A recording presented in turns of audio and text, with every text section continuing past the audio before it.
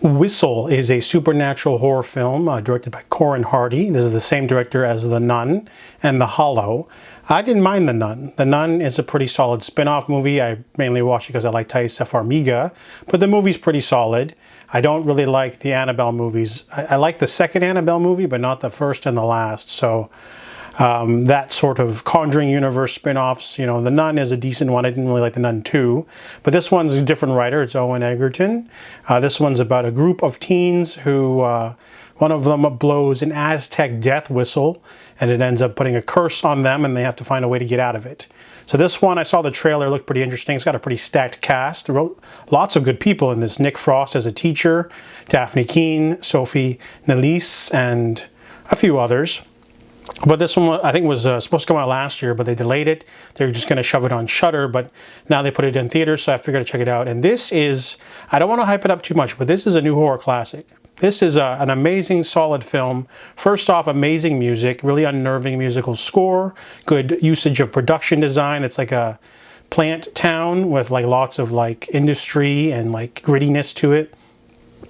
The cinematography is really nice too. Lots of crane shots, lots of varied shots here and there. No shaky cam whatsoever. And we also have a nice cast of solid students. They take the time to introduce all the characters. Our main one is Chrysanthemum. She's got a hippie name, but she's got a lot of trauma. She used to do drugs, and now she's at a new school, living with her cousin Rel, who's a bit of a nerd.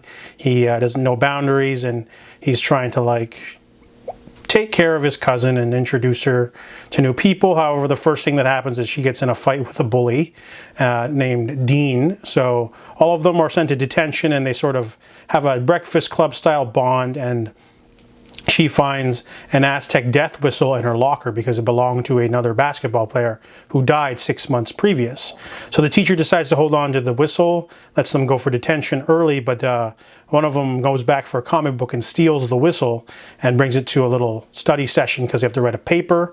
I felt that the movie, the only weakness of the film, has some plot issues at the end, but this is overall firing on all cylinders. It's a really slow burn kind of movie. Some of the opening kills are kind of weak, but the movie just keeps getting better as it goes along, taking care to develop the characters, develop the story, develop the rules, develop the world building, and then stick to those rules and ramp up the tension as it goes on. The acting's pretty good for a horror film. I wasn't expecting much, but this basically is in the same vein as a Smile movie or a Final Destination. It has some pretty gnarly gore near the end of the movie, and the plot's really solid, and it just manages to just be really competent.